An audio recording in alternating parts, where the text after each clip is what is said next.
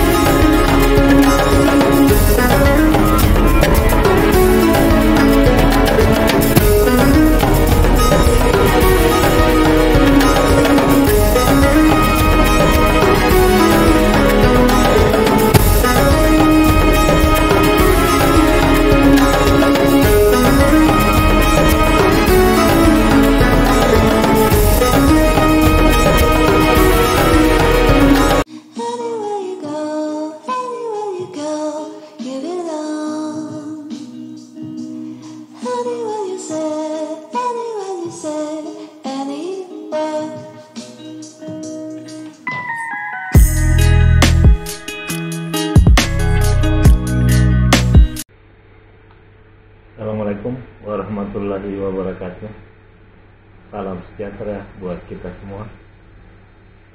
Pada konten on trending kali ini, saya akan membahas tentang surat edaran dari Kementerian Agama, dalam hal ini Gus Menteri Yakut, tentang peniadaan sementara peribadatan di tempat ibadah, malam takbiran, salat Idul Adha, dan juknis pelaksanaan kurban 1442 Hijriah. Yang dikeluarkan ada dua surat, yaitu yang diperuntukkan untuk wilayah yang memberlakukan kebijakan PPKM darurat maupun di luar wilayah pemberlakuan PPKM darurat.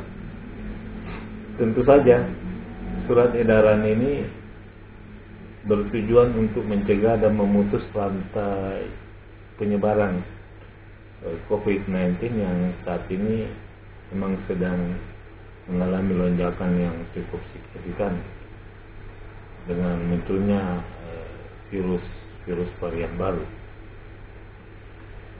Makanya pemerintah melalui Menteri Agama meminta kepada masyarakat untuk melaksanakan takbiran dan salat Idul Adha di rumah masing-masing, terutama untuk daerah-daerah yang memberlakukan kebijakan PPKM darurat. Saya secara pribadi tentu saja mendukung kebijakan ini, karena memang seharusnya Kementerian Agama yang mempunyai tupoksi dalam bidang keagamaan melakukan upaya-upaya, juga terlibat melakukan upaya-upaya penyelamatan masyarakat dari COVID-19. Apatah lagi umat Islam sebentar lagi akan merayakan Idul Adha pada tanggal 20 atau 21 Juli nanti. Makanya menurut saya respon yang diambil oleh Kementerian Agama dengan mengeluarkan surat edaran terkait darurat COVID-19 dan Idul Adha ini harusnya mendapatkan apresiasi dari kita semua. Sayangnya kebijakan ini oleh sebagian kita justru dinyinyiri dan dijadikan bahan bulian. Banyak di antara masyarakat kita yang sedang mabuk agama namun minim pengetahuan agama. Karenanya Idul Adha yang dalam keyakinan fikih itu hukumnya sunnah, itu di framing sedemikian rupa seakan-akan mengalahkan kewajiban menjaga nyawa manusia. Padahal surat edaran ini adalah merupakan bagian dari ikhtiar pemerintah melalui Kementerian Agama untuk menurunkan angka penularan COVID-19. Tapi karena keaman kita dan kepandiran kita dalam beragama yang kemudian berbalut kebencian politis terhadap pimpinan negeri atau terhadap Presiden Jokowi, maka apapun kebijakan yang diambil, responnya hanyalah protes membabi buta yang tentu saja dipenuhi dengan aura-aura negatif kebencian yang muncul di ruang publik dan jagat media sosial kita. Penyematan atau penyebutan komunis kepada pribadi sang menteri tentulah tuduhan yang mengada-ngada, yang lahir dari pikiran yang jumut karena ya keengganan untuk belajar dan tentu saja karena faktor adanya kebencian.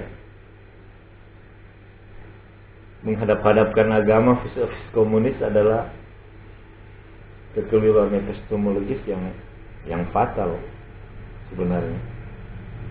Karena komunis atau komunisme sejatinya adalah ideologi politik, sosial, dan ekonomi Karl Marx yang mengharapkan terciptanya masyarakat dengan aturan sosial ekonomi berdasarkan kepemilikan bersama yang dikontrol oleh negara.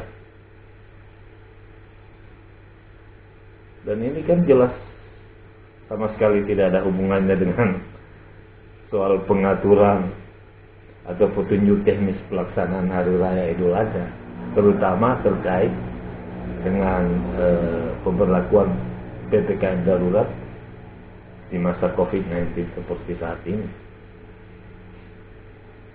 Anehnya,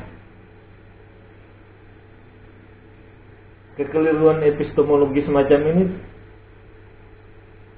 itu ternyata telah menghinggapi banyak jamaah media sosial, jamaah al-Twitteria, jamaah al-Facebookia, maupun jamaah al-Instagramia.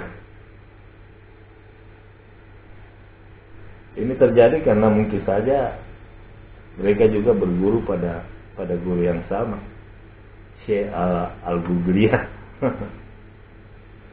Makanya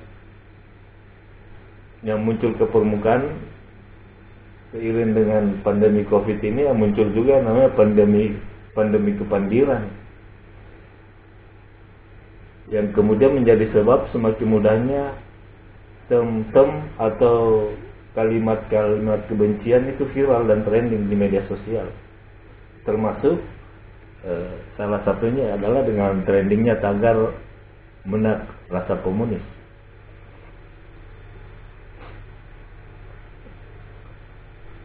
Kalau kita melihat tweet mereka, itu serasa lelucon garing tanpa punchline, kalau istilah stand up komedi, karena berawal dari premis yang keliru. Kebijakan pemerintah adalah menutup sementara rumah ibadah, termasuk untuk pelaksanaan salat Idul Adha.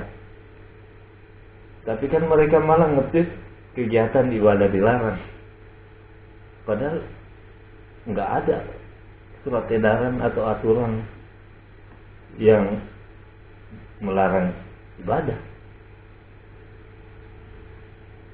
Bahkan mereka tidak mau tahu kalau sebenarnya Gus Menteri itu mengeluarkan 2 surat edaran sekaligus. Jadi surat edaran selain mengatur Idul Adha pada wilayah pemberlakuan PPKM darurat, juga ada surat edaran pelaksanaan Idul Adha di luar wilayah pemberlakuan kebijakan PPKM darurat. Nah, di mana untuk daerah-daerah di luar pemberlakuan PPKM darurat, terutama yang masuk zona hijau maupun zona kuning, yang didasarkan penentuan zona kan didasarkan atas keputusan pemerintah daerah, yang didasarkan pada keputusan pemerintah daerah, maka pelaksanaan salat Id dapat saja dilaksanakan di masjid atau lapangan terbuka. tapi dengan syarat ya tetap menerapkan protokol kesehatan yang ketat. Terbukti bahwa mereka itu tidak mengerti ada dua surat edaran yang keluar sekaligus. Terbukti dari tweet-tweet mereka. Kita baca ada tweet yang mengatakan Menteri Agama larang salat Idul Adha. Berbanding terbalik dengan Gubernur Sumut yang menyerukan umat Muslim untuk meramaikan masjid. Kesalahan pertama dari tweet ini adalah Menteri Agama terlarang Idul Adha. Padahal tidak pernah ada larangan salat Idul Adha. Larangan adalah pelaksanaan di masjid atau lapangan terbuka untuk wilayah yang memberlakukan PPKM darurat. Untuk salatnya sendiri tidak pernah ada larangan. Sementara soal Gubernur Sumut, boleh jadi memang dia benar.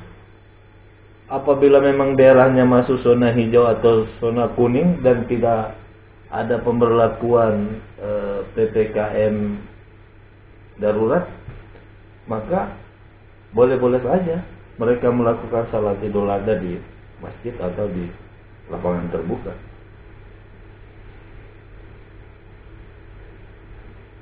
Nah, kenapa misalnya tweet-tweet ini bisa muncul? Kenapa media sosial bisa mentrendingkan term-term kebencian seperti itu? Sebenarnya tidak berdiri sendiri.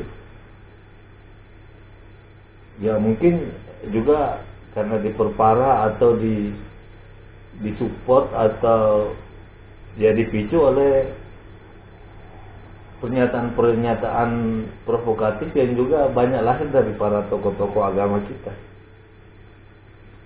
Mereka yang seharusnya mendampingi jamaah dengan petua-petua bijaknya, mereka yang seharusnya menghadirkan nasihat-nasihat tentang kesabaran menghadapi pandemi, tapi yang terjadi malah sebaliknya. Justru dari podium-podium dan mimbar-mimbar ceramah mereka, ikhtiar yang sedang diupayakan oleh pemerintah justru dikecam. Sebutlah misalnya UAS yang emosi ketika untuk sementara masjid harus ditutup selama PPKM darurat. Beliau bahkan menyebut bahwa para pengambil kebijakan pemberlakuan PPKM darurat itu tidak malu sahabat Tuhan.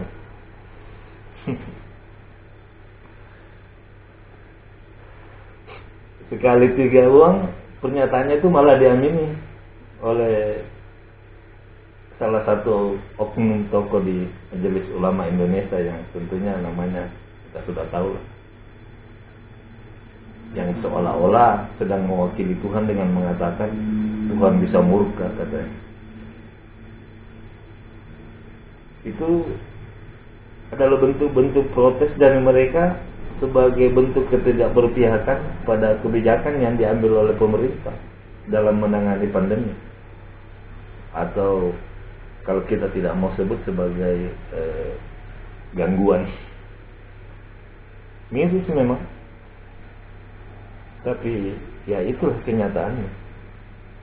Kebubalan itu sungguh nyata terjadi di negeri kita.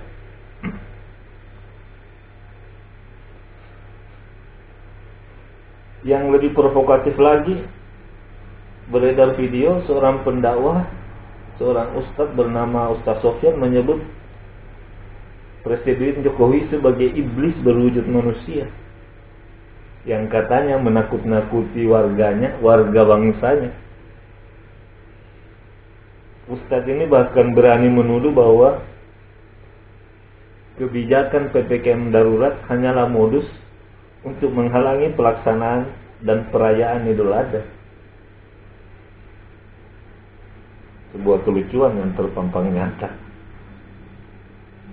Betapa ternyata gelar keustasan yang disandangnya tak sedikit pun menyisakan aura-aura kebijakan. Apatah lagi ya sikap tawadhu.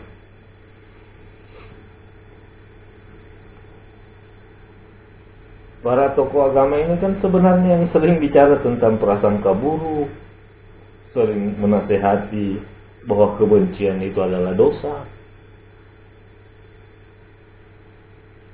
Mereka lah yang mengajarkan kepada kita tentang surah Al-Hujurat, bahwa janganlah sebagian kalian mencari-cari keburukan orang dan mengunjingkannya.